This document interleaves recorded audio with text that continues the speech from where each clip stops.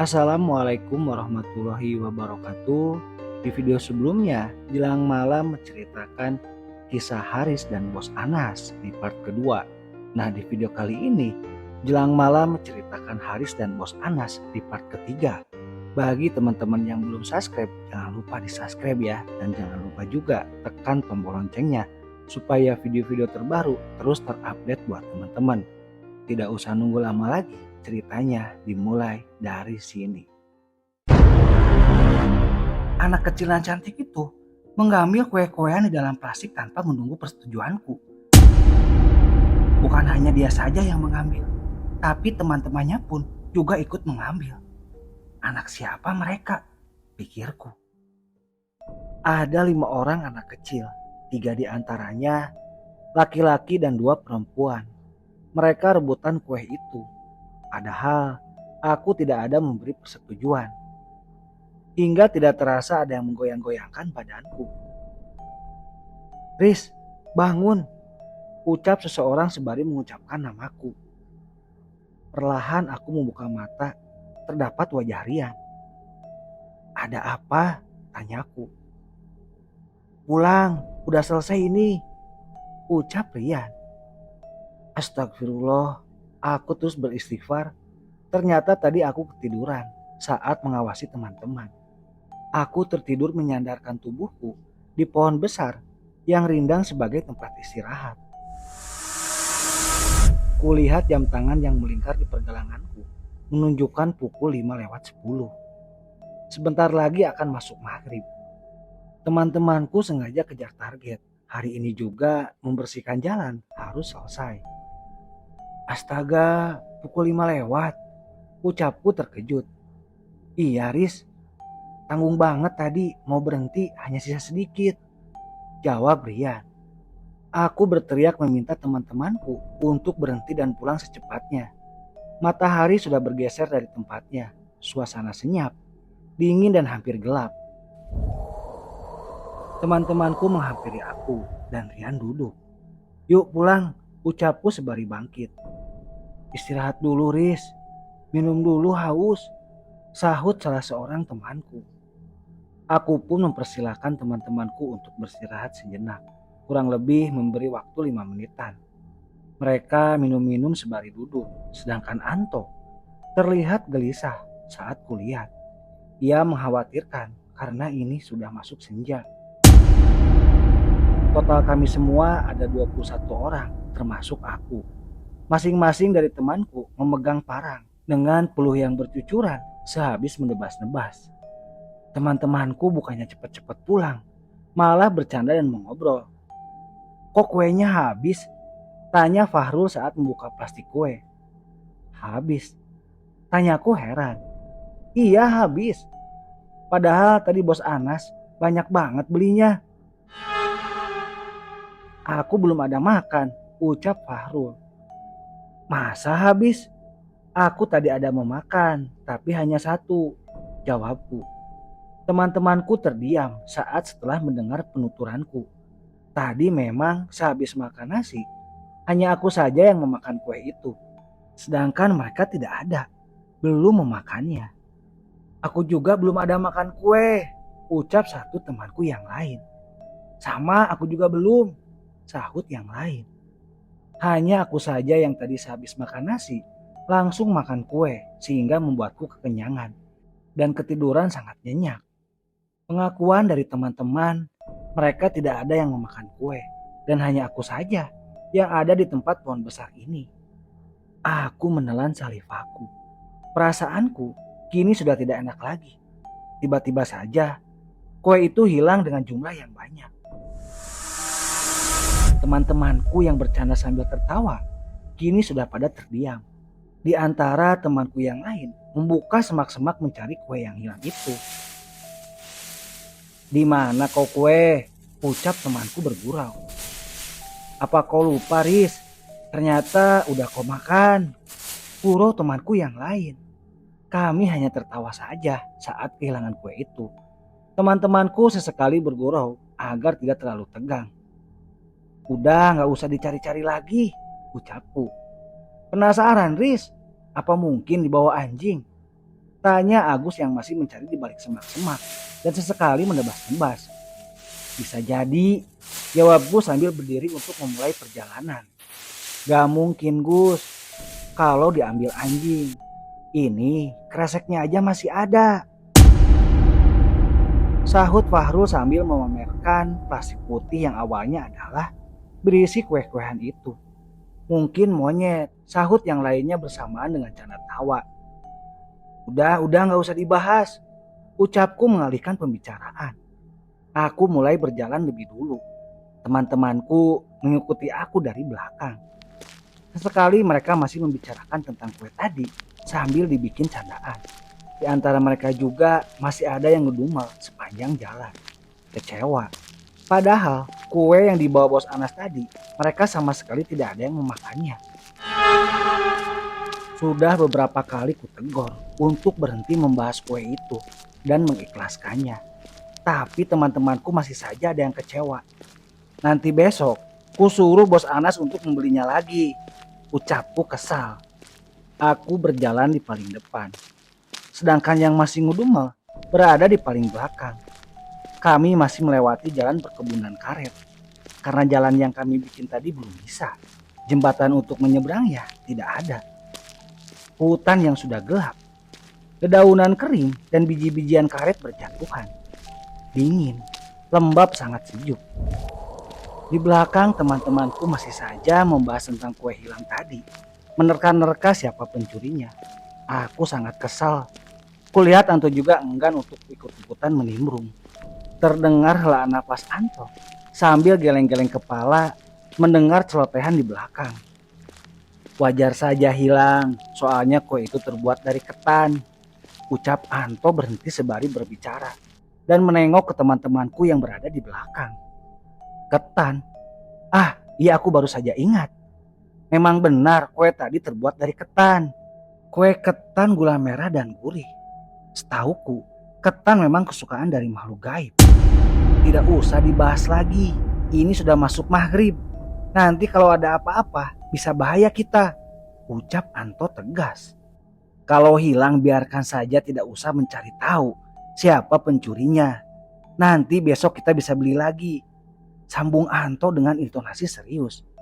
Ya ampun Tok, kami hanya ingin berbincang saja agar perjalanan ini tidak sunyi. Jawab salah seorang temanku yang ia tidak percaya dengan adanya makhluk gaib. Bahasanya yang lain saja, tidak usah lagi membicarakan kue yang hilang itu. Kalau kalian tahu siapa pencurinya, memangnya kalian mau minta pertanggungjawaban? Ucapku santai agar tidak terbawa emosi. Iya, aku akan meminta ganti rugi. Jawab Iwan sambil tertawa mengolok-olok. Aku geleng-geleng kepala saja. Kami semua lanjut berjalan. Anto juga cuek saja. Karena mereka tidak bisa ditegur dan tidak mempercayai adanya makhluk gaib itu. Jadi percuma saja. Di depan terlihat perkebunan karet yang terbentang luas. Belum kami memasuki jalan itu, tiba-tiba pluk, berjatuhan dari atas hingga mengenai kepala salah satu temanku. Aduh, apaan sih yang jatuh tadi? Ucap Udin. Benda yang jatuh itu bukan hanya satu kali menimpa teman-temanku. Aku bodoh amat, karena aku pikir yang jatuh itu adalah buah karet yang jatuh.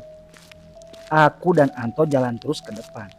Sedangkan mereka di belakang marah-marah karena kejatuhan benda. Astagfirullah, ini kan kue yang dibawa bos Anto tadi. Ucap salah satu seorang temanku. Aku dan Anto saling tatap dan berbalik ke belakang. Ada apa? Tanyaku. Ini Riz, kue tadi tiba-tiba jatuh menimpaku. Jelas Udin sembari memperhatikan kue ketan gula merah. Jatuh? Tanyaku memastikan. Udin dan beberapa yang lainnya mengangguk bersamaan. Seketika kami semua menatap ke atas, tapi tidak ada siapa-siapa, monyet ataupun lainnya. Setelah kejadian kue yang tiba-tiba jatuh itu, masing-masing kami berjalan dalam diam. Seandainya di antara kami ada yang berlari duluan, mungkin semuanya juga ikut berlari. Tapi sebisa mungkin kami bersikap tenang. Suasana sudah gelap. Untungnya Beberapa di antara kami membawa persediaan senter. Saat memasuki perkebunan karet yang luas, salah satu temanku dibuat terkejut lagi. Dia terkejut ada yang menimpuknya lagi. Diperhatikan masih sama, yaitu kue ketan tadi. Kini aku pun juga ikut terkena hingga aku terlonjak kaget. Tiba-tiba dahan pohon karet bergoyang tepat di belakang kami. Seperti ada seseorang yang sengaja menggoyang-goyangkan dahan-dahan kecil itu. Bukan angin. Karena angin hanya sepoi-sepoi menerpa lembut. Aku terkesiap dan secara bersamaan kami semua menengok ke belakang. Senter kami menyorotkan ke arah dahan pohon yang tidak jauh kami berdiri. Aku menelan salivaku. Dengan tatapan mata terbelalak, tak percaya. Aku ingat itu adalah anak-anak kecil yang masuk ke dalam mimpiku tadi yang mengambil kue. Ternyata itu tadi bukanlah mimpi. Memang benar. Ternyata mereka yang mengambil kue kami tadi. Sorot lampu senter masih kami arahkan ke dahan pohon kecil yang bergoyang. Sangat jelas, anak-anak kecil itu duduk di dahan yang berbeda. Tapi masih dalam satu pohon yang sama. Mereka berlima duduk dengan kaki menjuntai dengan tatapan melotot ke arah kami. Sungguh tidak mungkin. Pohon karet yang mereka duduki itu tidak terlalu besar. Dan mereka duduk di masing-masing dahan ranting kecil itu. Anto dengan cekatan menarik tangan-tangan kami agar secepatnya berjalan meneruskan perjalanan. Aku pun juga ikut terpana dengan kemustahilan ini. Benar-benar mustahil. Bagaimana mungkin duduk di dahan kecil yang berukuran sejempol tangan, yang diduduki para anak kecil berusia kurang lebih 5 tahun. Bahkan mereka ada 5 orang. Kami semua sudah sadar dan secepatnya berjalan. Anto juga menegaskan jangan sampai ada yang berlari. Karena itu bisa mengakibatkan jatuh ke bawah membahayakan diri. Anto berjalan ke belakang dan menjaga kami dari belakang. Sedangkan aku masih memimpin jalan pulang dengan kaki pincangku. Angin berhembus lembut, membuat bulu kuduku dari tadi selalu berdiri. Dengan pelan-pelan aku melangkahkan kaki. Samar kulihat sorot senterku tidak sengaja menangkap dari kejauhan. Ada seseorang yang duduk bersandar di pohon karet dengan memeluk kakinya. Segi pakaian dan fisiknya aku sangat mengenali. Bos Anas, gumamku. Aku terus berjalan mendekati seseorang yang sangat begitu mirip seperti Bos Anas itu. Mataku selalu tertuju pada beliau yang duduk bersandar.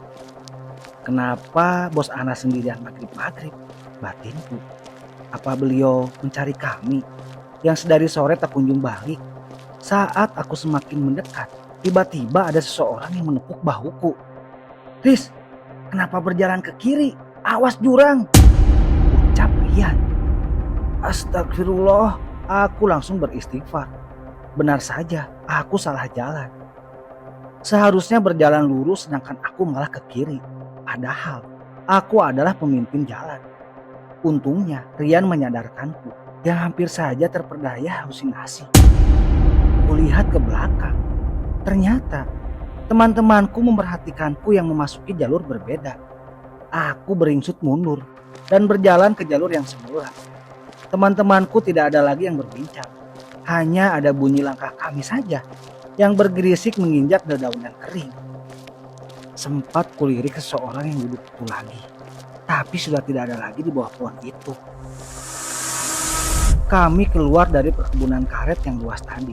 Hanya berjalan di hutan biasa yang banyak pepohonan kelapa, bambu, pisang, dan kebun singkong tertata rapi. Kalau malam begini memang sangat seram.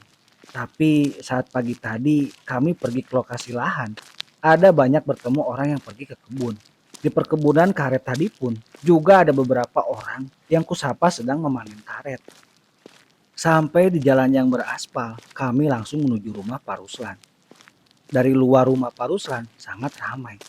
Karena ada banyak pekerja khusus membuat jembatan yang akan menghubungkan jalan yang kami bersihkan tadi. Assalamualaikum, ucapku mendekati tim yang lain. Waalaikumsalam, jawab mereka bersamaan. Kulihat mereka sedang bersantai sambil minum-minum. Hai Riz, kenapa kakimu? Tanya Wahyu yang memperhatikanku berjalan menyeret kaki. Bekas jatuh di hutan, jawabku. Aku berbincang-bincang dengan mereka, terutama kepada Wahyu dari tim pembikin jembatan. Ada banyak sekali pekerja malam ini berkumpul. Tidak mungkin semuanya tidur satu rumah di rumah Pak Ruslan.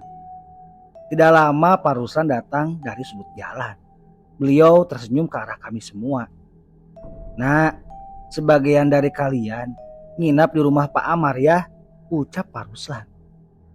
Rumah Pak Amar hanya disekat 4 buah rumah dari sini. Pak Amar juga mendapatkan keuntungan dalam pembangunan villa ini karena tanah beliau juga ikut dibeli oleh bos Anas dengan harga yang sangat tinggi. Kami semua dibikinkan teh hangat dan kue-kuehan. Ternyata masih rezeki teman-temanku kue ketan tadi. Kini menantu Pak Ruslan menyuguhkan kue ketan gula merah itu ke arah kami. Seketika dalam sekejap teman-temanku pada rebutan sambil tertawa bersamaan. "Alhamdulillah masih rezeki kalian," ucapku tersenyum. "Iya Riz, alhamdulillah sekarang kita bisa tertawa lagi. Setelah tadi pada tegang-tegang," Saud Udin tertawa. "Kalau kurang bisa diambilkan lagi," ucap menantu Pak Ruslan. "Bikin sendiri ya Mbak?" tanyaku. "Iya, bikin tadi siang," jawab menantu Pak Ruslan yang bernama Sari. Setelah menyuguhkan kue ketan, tiba-tiba Sari kembali datang dengan kue apem yang asap panasnya mengepul. "Waduh, banyak banget bikinnya," ucapku sambil melahap kue apem. "Iya, biasanya kue ini juga saya titipkan ke warung buat dijual. Tapi beberapa hari ini tidak jualan," jawab Sari. "Oh begitu, baru tahu saya. Berarti besok kembali jualan?" tanyaku basa-basi. "Iya, besok udah kembali jualan," jawab Sari sembari beranjak pergi ke dalam. Aku berbincang-bincang dengan teman-temanku masih membahas tentang kue hilang tadi. Mereka pun juga sangat terkejut dengan melihat langsung 5 orang anak duduk dengan santainya di dalam pohon. Setelah puas berbincang-bincang sambil menikmati kue-kuean sambil ngeteh, kami semua pergi ke seberang jalan untuk menuju sungai. Saat mandi hanya ada penerangan lampu dari patromak dan senter. Air sungai sangat dingin, menusuk ke tulang. Aku mandi di balik bebatuan besar. Teman-temanku mandi dengan bercepat-cepat karena tidak tahan untuk berlama-lama karena sangat dingin. Tungguin aku ya, sakit perut nih," ucap Udin. "Mau BAB?" tanyaku. "Iya, tungguin sebentar ya," pinta Udin sembari berjalan ke arah bebatuan dan besar. "Din, sebaiknya BAB jangan di sungai, di sini sangat terjaga karena tempat wisata," jelasku. Aku sangat tahu sungai ini benar-benar sangat dijaga, bahkan selalu bersih. Beberapa orang juga masih memanfaatkan air ini untuk minum, mandi, cuci piring dan sebagainya. Pernah ku dengar dari Pak Ruslan sangat dilarang keras BAB di sungai ini. Apa alasannya entahlah. Seingatku beliau hanya menegaskan itu saja. "Aduh Riz, udah gak tahan," jawab Udin dari balik batu. Aku menunggu Udin. Sedangkan yang lain sudah pada naik ke atas. Yang tersisa ada aku dan Udin saja. "Din, cepetan. Dingin banget nih," ucapku. Wah, terdengar teriakan Udin di balik batu besar. Udin berlari ke arahku dengan wajah memucat dan gemetar. "Kenapa Din?" tanyaku heran. Tiba-tiba ia teriak. Itu di sana ada perempuan, Riz," jawab Udin terbata, menunjuk ke arah batu dan sambil berlari lebih dulu dan menyisakan aku sendiri. Hembusan angin menerpa bulu tengkukku. Suara derasnya air sungai memenuhi pendengaranku. Percikan-percikannya sangat jelas terdengar. Aku penasaran apa yang dilihat Udin. Aku berjalan pelan menuju batu besar yang tunjuk Udin tadi. Tapi saat aku lihat tidak ada siapa-siapa. Kata Udin ada perempuan, paling juga perempuan desa di sini yang sedang mandi. Udin saja yang penakut. Saat aku ingin berbalik menuju pulang, ujung netraku tidak sengaja melihat seseorang perempuan yang sedang mandi. Jaraknya lumayan jauh dari aku yang berdiri sekarang. Ia mandi di seberang sungai, persis di batu besar, dan duduk di bawah naungan pohon bambu yang rimbun. Di bawah penerangan bulan dan lampu, perempuan itu sangat cantik dengan rambut panjangnya yang terurai panjang. Panjang. Ya, rambut perempuan itu panjang, bahkan sangat panjang. Menjulur sampai ke bawah permukaan air sungai. Ia mandi hanya memakai sarung tapih di dada. Sadar merasa kuperhatikan, tiba-tiba perempuan itu menoleh ke arahku. Tatapannya sendu dan kosong. Setelah melihatku, ia kembali meneruskan mandinya. Aneh sekali Udin tadi, padahal itu perempuan cantik. Kenapa malah takut? Pikirku. Aku segera berbalik badan menuju ke arah Pak Ruslan. Tiba-tiba kakiku sangat susah digerakkan. Seperti ada yang mencengkram erat. Aku mencoba melangkahkan kaki sekuat tenaga. Padahal kakiku tidak keplosok di bebatuan. Tapi saat ku menengok ke bawah, tiba-tiba ada dua belah tangan mencengkram erat. Aku terperanjat kaget. Tangan siapa? Hanya tangannya saja. Orangnya tidak kelihatan. Angin berhembus dengan kencang. Dan menampakkan seorang perempuan tengkurap di permukaan air dengan mata melotot, bibir pucat menatapku marah. Rambutnya sangat panjang mengambang di air. Badanku lemas. Suaraku tercekat di tenggorokan. Aku hanya bisa diam dan tatapan mataku saling beradu. Haris, panggil seseorang. Aku tak mampu menyahut panggilan itu. Sungguh aku tak mampu bicara. Haris, Haris, panggil dari teman-temanku saling bersahutan. Perempuan itu sama sekali tidak mau melepaskan kakiku. Cengkramannya sangat begitu kuat. Kakiku sama sekali tidak mampu untuk menariknya. Riz, ngapain berdiri di situ? Ucap salah satu temanku yang berdiri tak jauh dariku. Plak, tepukan tangan menerat di bahuku. Udin memanggil teman-teman yang lain dan menghampiriku. Tepukan Udin mampu membuatku sadar dan sudah bisa mengangkat kakiku. Ngapain berdiri di sini, Riz? Tanya Rian. Enggak tadi. Jawabku menggantung ucapan. Udah, kita naik ke atas secepatnya. Titah Anto berjalan lebih dulu. Sesampainya di rumah Pak Ruslan, sebagian teman-temanku sudah menunggu untuk makan malam. Kemana aja, Riz? Tanya Fahrul. Lama banget mandinya, sahut yang lain. Anak Pak Ruslan langsung saja meminta kami untuk secepatnya makan karena sebentar lagi masuk sholat Isya. Kenapa berdiri dekat batu besar tadi? Bisik Udin bertanya saat makan. Tadi aku melihat seseorang, Din. Bukannya kamu tadi juga melihat? Tanyaku balik. Iya, serem banget. Ada perempuan yang mandi seberang sungai, jawab Udin. Ternyata benar. Aku dan Udin melihat perempuan yang sama. Sangat tidak mungkin ada perempuan yang mandi seorang diri. Dan ngapain juga hingga mandi di seberang sungai. Padahal setauku di seberang sungai tidak ada rumah warga. Makanya hati-hati, Riz. Jangan sembarangan bengong dan memperhatikan, ucap Udin. Kau itu pemimpin, Riz. Sambung Udin sambil ngunyah makanan. Terus waktu di hutan tadi, kenapa malah salah jalan masuk jalur jurang? Tanya Udin. Aku tadi halusinasi.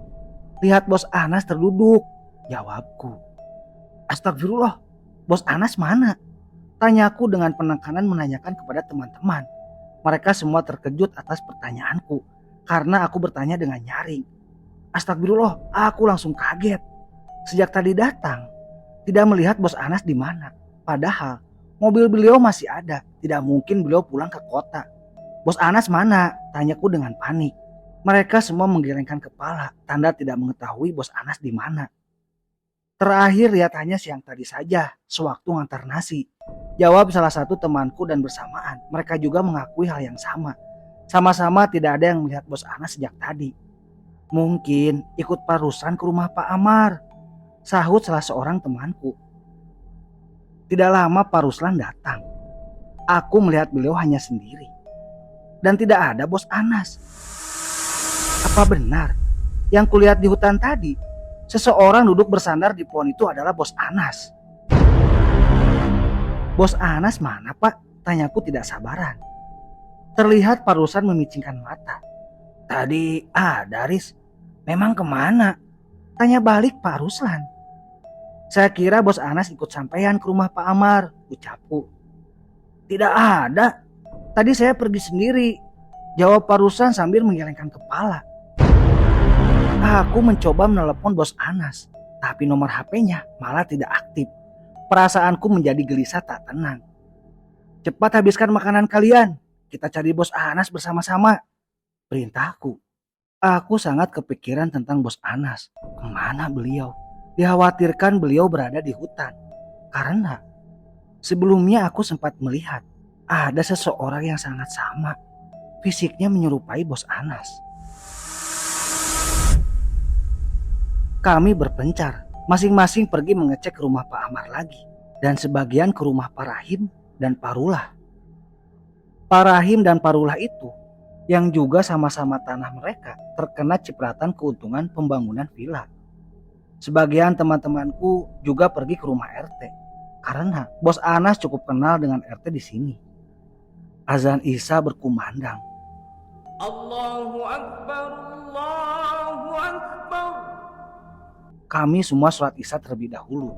Sedangkan teman-temanku yang lain yang masih mencari ke rumah warga. Bagaimana? Tanyaku saat mereka datang. Tidak ketemu, Riz. Jawab mereka sambil menggelengkan kepalanya. Kurasa beliau tidak mungkin pergi ke masjid. Tapi kusuruh teman-temanku juga pergi mencari ke masjid. Aku kembali ke rumah Pak Amar, ingin bertemu dengan pekerja di sana.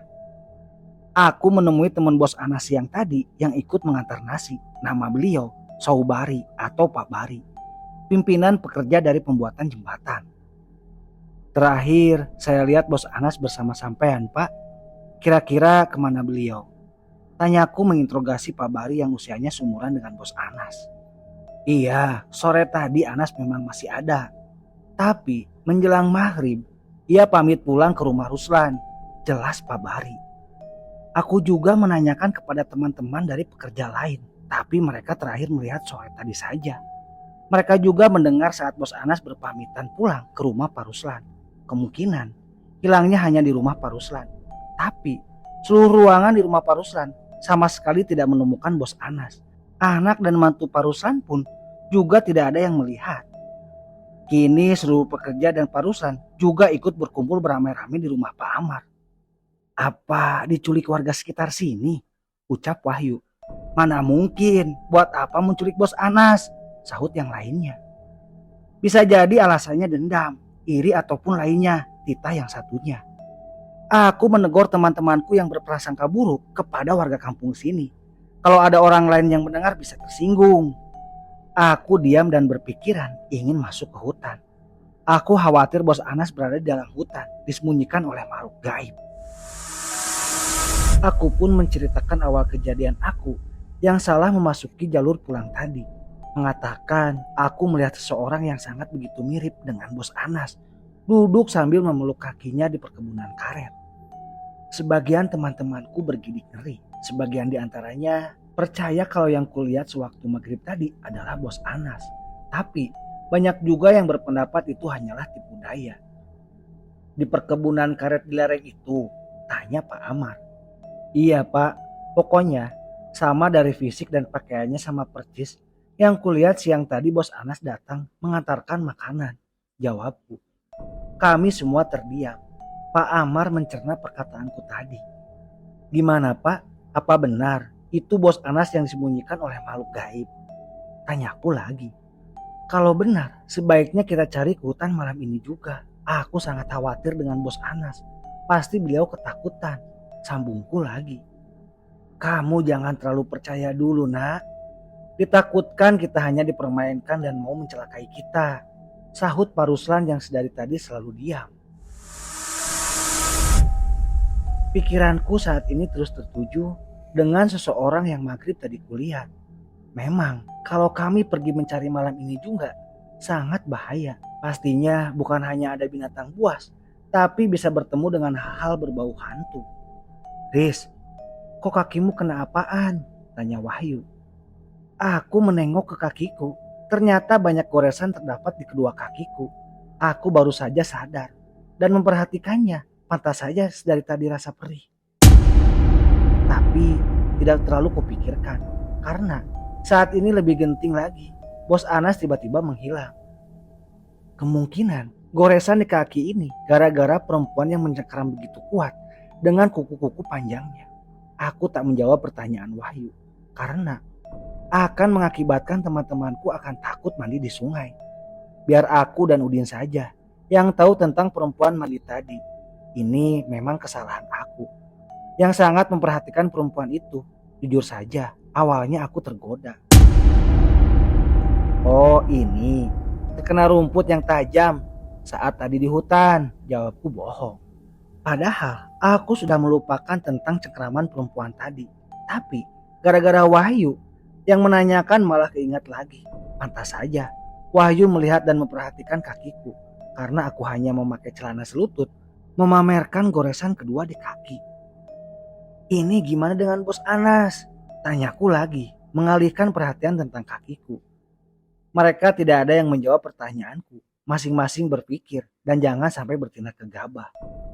Anto sedari tadi juga tidak ada memberi masukan. Padahal biasanya ia sangat cerdik menanggapi hal semacam ini. Kita cari ke hutan, ucap Pak Ruslan. Semua tatapan melihat ke arah Pak Ruslan yang berinisiatif untuk mencari Bos Anas malam ini juga. Aku pun mengangguk, menyetujui pernyataan dari Pak Ruslan. Sebagian dari teman-temanku tidak menyetujui karena sangat berbahaya masuk ke hutan malam hari. Sebenarnya aku juga memikirkan bahaya yang akan ditemui di hutan saat malam hari. Tapi hatiku lebih sangat khawatir dengan Bos Anas yang kemungkinan ada di dalam hutan seorang diri. Apalagi beliau kadang penakut. Walaupun sangat menampakkan sok keberaniannya. Aku memilih teman-temanku yang akan ikut serta pergi dalam pencarian ini. Pastinya aku akan memilih yang pemberani dan mempercayai adanya makhluk gaib. Dalam 2 tim, aku mengumpulkan ada 20 orang yang akan masuk ke hutan. Walaupun sebagian dari mereka tidak menyetujui karena takut. Bagaimana kalau besok pagi saja, Riz? Pinta salah seorang temanku. Kasihan Bos Anas kalau beliau sendirian di hutan. Jawabku tenang. Ini kan belum pasti juga kalau Bos Anas ada di hutan, Riz. Bisa-bisa malah mencelakai kita sendiri, timpal yang lainnya. Aku menghela nafas, bingung harus bagaimana. Cuman ini benar-benar sangat membuat khawatir. Sebaiknya kita jalan sekarang, perintahku. Kami langsung berangkat menuju hutan. Masing-masing kami memegang senter sebagai penerangan. Sebagian hanya memakai senter dan HP saja. Kami berangkat ada 20 orang. Aku menghitung dengan teliti dan mengingat wajah teman-temanku. Jangan teriak-teriak nanti ya nak, bahaya, ucap Pak Amar menginginkan. Bagaimana mungkin nantinya kami akan menemukan Bos Anas kalau tidak berteriak mencarinya? Boleh berteriak, tapi 1-2 orang saja agar hutan tidak gaduh, sambung Pak Amar lagi. Aku pun menyetujuinya. Nanti di hutan kami akan saling menghubungi kalau Bos Anas sudah ditemukan. Sekarang kami sudah melewati jembatan dan sudah masuk ke dalam hutan. Malam yang gelap, dingin, bunyi-bunyian malam terdengar jelas. Sesekali terdengar dahan-dahan pohon yang terdengar patah. Kami sesekali berbincang saat di jalan agar menghilangkan keheningan. Bos Anas, pulang bos, teriak salah seorang temanku. Aku dan Anto berjalan lebih dulu. Kakiku masih berasa sakit. Ditambah goresan tadi semakin perih. Sedikit-sedikit kami berjalan menanjak. Tidak terasa sudah hampir memasuki perkebunan karet. Sejenak kami istirahat. Sesekali kami terus berteriak di sini. Suara kami menggema di sudut hutan ini. Aku mengusap-ngusap tanganku untuk mencari kehangatan. Padahal sudah memakai jaket dan topi. Dingin. Ucap Wahyu yang ikut serta. Semoga aja Bos Anas mendengar panggilan kita. Ucap temanku. Kau melihat Bos Anas di mana, Riz? Tanya Wahyu. Di kebun karet di depan ini. Tidak jauh lagi tempatnya, jawabku. Aku kembali berjalan. Teman-temanku terlihat kelelahan. Seharusnya ini sudah jam istirahat dan tidur. Kami berteriak bergantian agar tidak terlalu gaduh. Sesekali kami mengobrol untuk memecahkan keheningan. Tadi aku melihat Bos Anas duduk di pohon karet itu. Tunjukku ke salah satu pohon karet. Teman-temanku berpencar menyenter ke pohon-pohon terdekat. Sebelumnya, aku sudah mengatakan agar tidak saling berjauhan. Tidak ada, Riz, ucap salah seorang temanku. Gimana nih? Apa kita terus mencari ke dalam hutan? Tanya Rian dan Wahyu. Teruskan saja, kalau sudah sampai di lokasi lahan, tidak ditemukan juga, kita langsung pulang, jawabku. Terdengar helaan nafas dari teman-temanku yang lain. Lokasi lahan membutuhkan waktu yang cukup lama karena masih lumayan jauh. Kami terus memanggil-manggil Bos Anas. Saat aku sedang memimpin jalan lebih dulu, tiba-tiba aku dikejutkan ada yang lewat di depanku. Allahu Akbar. Ucapku terlonjak kaget.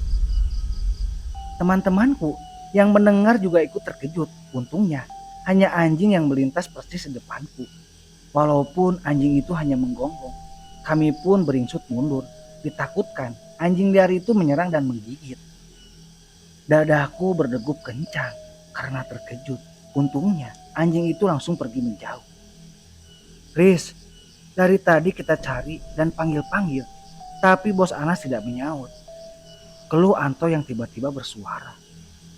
Ini kita sudah hampir di lokasi lahan, sambung Anto. Maksud kamu kita pulang tanpa mencari ke lokasi lahan gitu? Tanyaku sedikit emosi. Bukan gitu, Riz. Aku juga merasa Bos Anas tidak ada di hutan ini. Jawab Anto enteng. Itu kan hanya perasaan kamu. Aku tahu banyak tentang Bos Anas dan paling lama ikut bekerja dengan beliau, bentakku.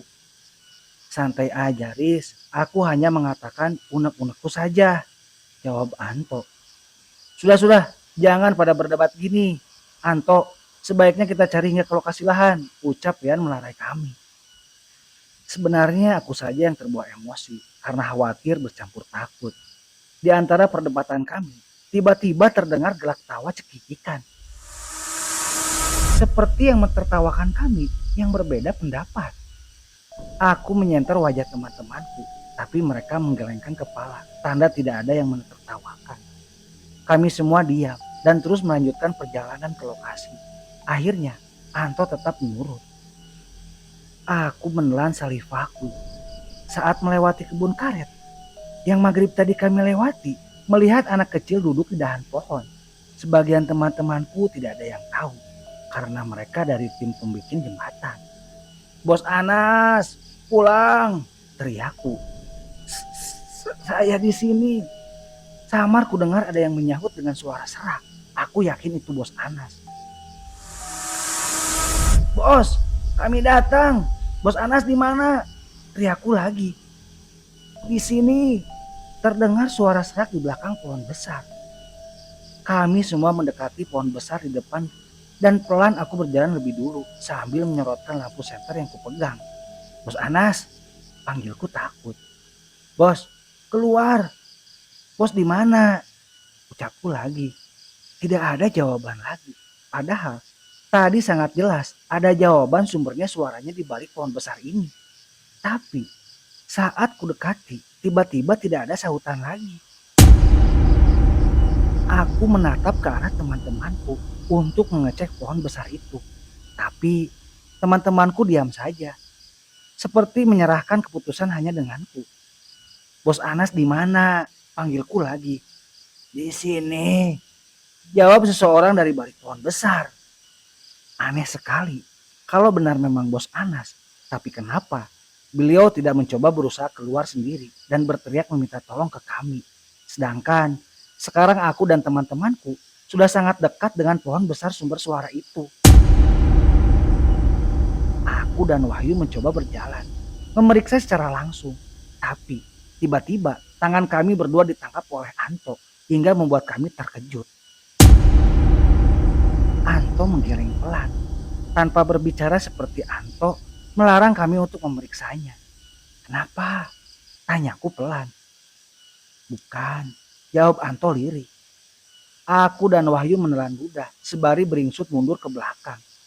Urung niatku untuk memeriksa sumber suara dari balik pohon besar. Saat kami semua kembali berjalan, tiba-tiba teman-temanku yang belakang pada teriak hingga membuat gaduh hutan. Ada apa? Tanyaku seberi meminta mereka untuk diam. Itu di belakang pohon besar. tadi ada yang berdiri, jelas Samsul. Ih, seram, ucapnya lagi sambil bergidik ngeri. Udah, cuekin saja. Kita kesini hanya mencari bos Anas. Ucapku menenangkan. Padahal aku juga ikut kaget. Untungnya, tadi Anto secepat mungkin melarang aku untuk memeriksa secara langsung.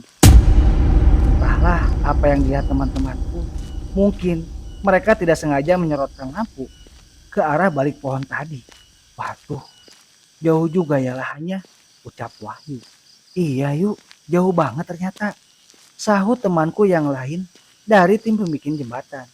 Sebenarnya, kalau jembatan yang kalian bikin sudah jadi, tidak terlalu jauh. Kita ini sedikit memutar, karena jalan ini satu-satunya, sambungku lagi. Terdengar keluhan dari tim pekerja lain, karena jaraknya menuju lahan lumayan jauh, dan sedikit menanjak. Kalau jembatan sudah selesai, tidak terlalu jauh memutar sebenarnya.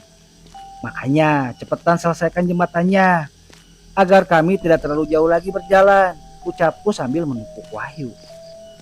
Tergantung kesusahannya, tapi insya Allah cepet, jawab Wahyu.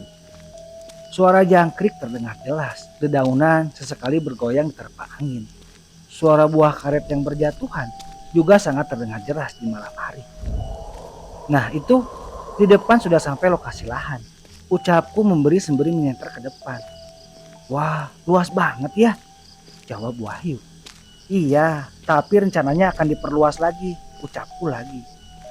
Saat aku mengobrol dengan Wahyu, teman-temanku di belakang saling bergantian berteriak memanggil bos Anas.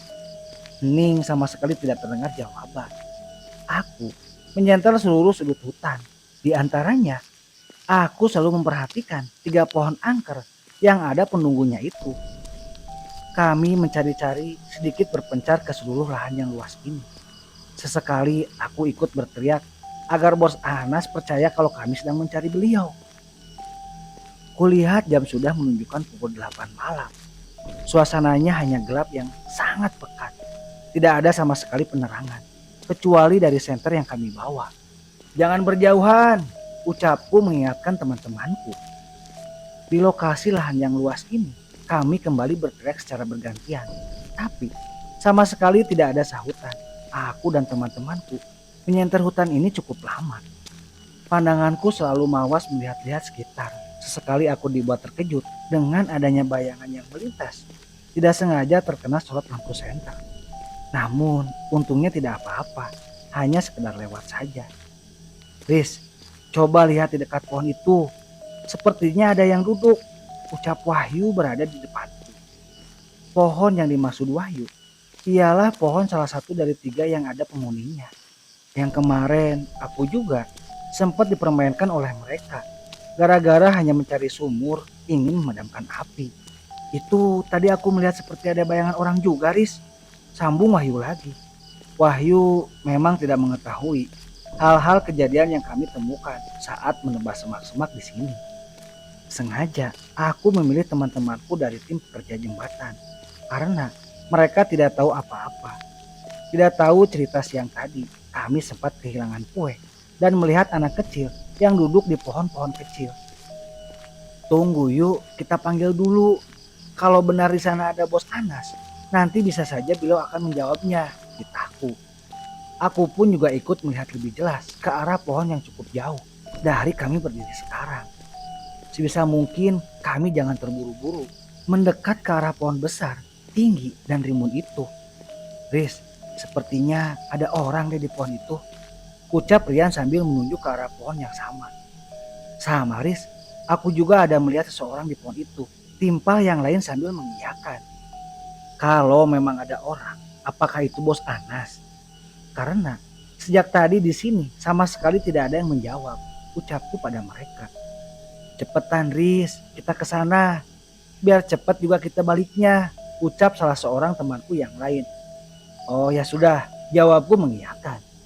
Aku teringat pesan Pak Ruslan dan Pak Amar. Kalau sudah sampai di lokasi lahan, tapi belum juga menemukan bos Anas, sebaiknya langsung pulang. Minimal pencarian sampai jam 9, kata Pak Subari tadi. Tunggu Riz, perasaanku nggak enak kalau kita menuju pohon itu. Karena sejak tadi aku perhatikan, tapi tidak ada siapapun. ucap Anto. Ada toh, kami berenam melihat. Memang seperti ada orang di sana.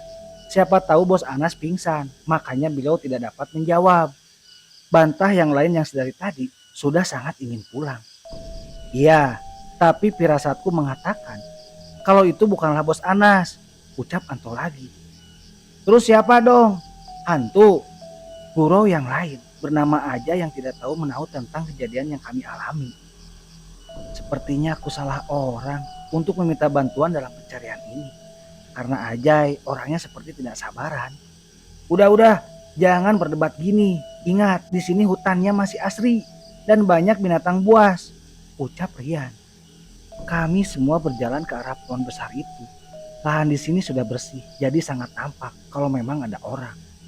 Tiba-tiba, saat kami berada di tengah-tengah lahan, bunyi HP Wahyu berdering, pertanda ada panggilan masuk. Kulihat segera Wahyu mengangkat teleponnya. Dari nada bicaranya, terdengar Wahyu sangat terkejut. Tidak lama panggilan langsung diakhiri. Siapa yang telepon yuk? Tanyaku. Pak Subari, jawab Wahyu. Beliau bicara apa tadi? Tanyaku. Bos Anas sudah ditemukan dan beliau sudah ada di rumah Pak Ruslan, jawab Wahyu. Serentak kami semua mengucapkan syukur alhamdulillah. Akhirnya bos Anas sudah ditemukan.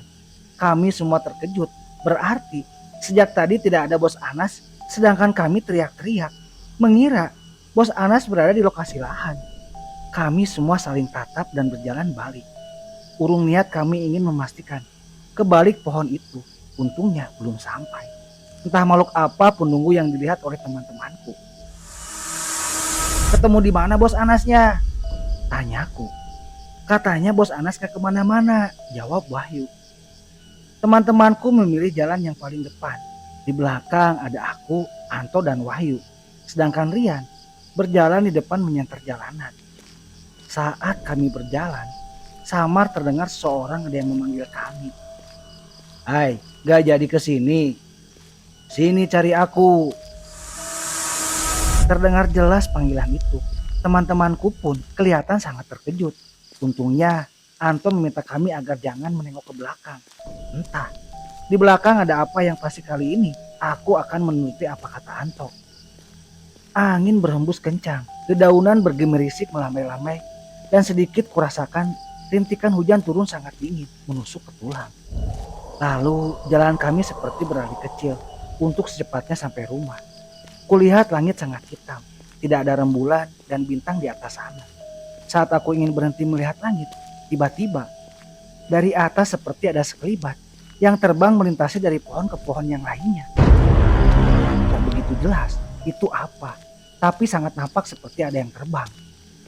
Rintikan hujan semakin membesar. Kami masing-masing berlari. Kakiku pun yang sangat sakit paksa berlari. Tiba-tiba, aku lagi-lagi terjatuh menginjak sesuatu. Woi, tungguin, panggilku. Teman-temanku berada cukup jauh dariku. Aku tak bisa berlari cepat dan akibat kupaksakan, kakiku menjadi bertambah sakit. Aku beringsut bangkit dan mengambil senter yang jatuh. Kusenter benda yang membuat aku terjatuh tadi. Ternyata itu adalah tongkat bulat yang berbahan kayu ulin. Nisan, mampu. Segera aku bangkit dan berlari ke arah teman-temanku. Sakit Riz? Tanya Wahyu. Iya, bertambah sakit, jawabku. Keinjek ranting ya tadi? Tanya Rian. Iya, jawabku singkat. Aku berbohong kepada teman-temanku. Aku yakin aku tadi tidak sengaja kesenggol Nisan. Aku yakin. Karena biasanya orang-orang kampung hanya memakai nisan terbuat dari kayu ulin saja. Sangat jarang memakai batu nisan pada umumnya.